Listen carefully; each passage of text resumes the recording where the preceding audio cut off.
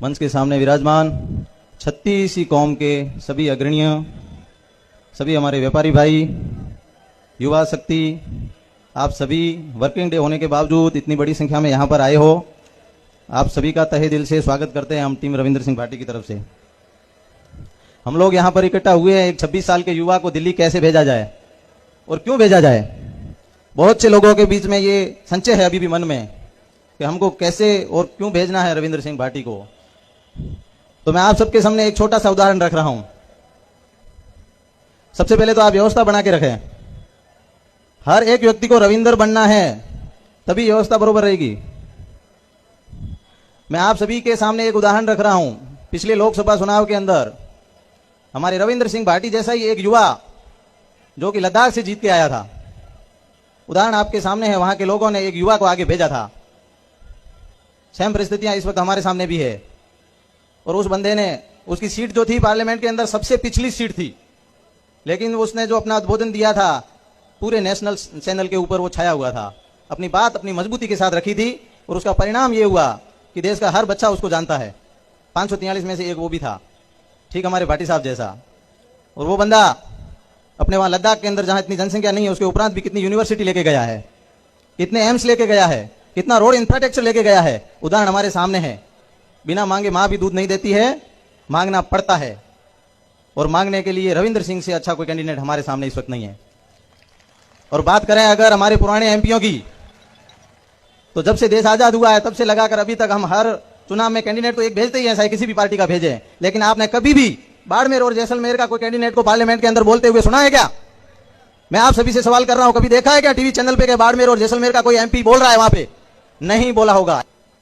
वो उनकी कमजोरी नहीं है, हमने ऐसे व्यक्तित्व को ही आगे भेजा है। लेकिन अब नहीं, हम सब बीजेपी के मूल वोटर है, कहने में कोई संकोच नहीं है। लेकिन इस वक्त की परिस्थितियां जो है, हमारा बीजेपी का जो कैंडिडेट है वो रेस में नहीं है, वो 15 दिन पहले ही रेस से बाहर हो गए थे। ये सब चीज हम सबको समझनी होगी। और हमारा जो कैंडिडेट है वो इस वक्त रविंद्र सिंह भाटी जो जीत के एकदम करीब है। हमने थोड़ी सी भी मिस्टेक कर दी तो पछतावे के अलावा हमारे पास कुछ नहीं रहेगा। कुछ समय पहले विधानसभा के चुनाव के अंदर हमारे शिव वालों के सामने भी ये सेम परिस्थितियां थी। हमारे बड़े बुजुर्ग हमारे को निर्दलीय को चुनाव देने से रोक रहे थे, लेकिन हमने उनको रोका, उनको समझाया कि दाताश्री वर्तमान परिस्थितियां ये हैं कि हमारे बीजेपी के उम्मीदवार खारा साहब 20,000 वोट लेके आ रहे हैं। हम अगर राजपुरी समाज के लोग 10,000 और दे देंगे तो 30,000 हो गए, कोई 9 की 13 नहीं होगी। लेकिन अगर भाटी का 80 से 70 हो गया तो बहुत कुछ बदल जाएगा समीकरण। और वो सेम परिस्थितियां इस समय लोकसभा चुनाव के अंदर है। लड़ाई सिर्फ और सिर्फ उम्मीदवार वर्सेज रविंद्र सिंह भाटी है। सब लोग अपने दिमाग के अंदर सेव कर ले। मैं कोई वक्ता नहीं हूं, ये अंदर से आवाज निकल रही है। रविंद्र सिंह और उम्मीदवार ये दोनों ही है चुनाव के मैदान के अंदर। इन दोनों में से किसको चुनना है वो आप सब आप अपने घर पे जाओ, शांति से अपने अंतरात्मा से पूछना कि कौन हमारी बात मजबूती के साथ रख सकता है।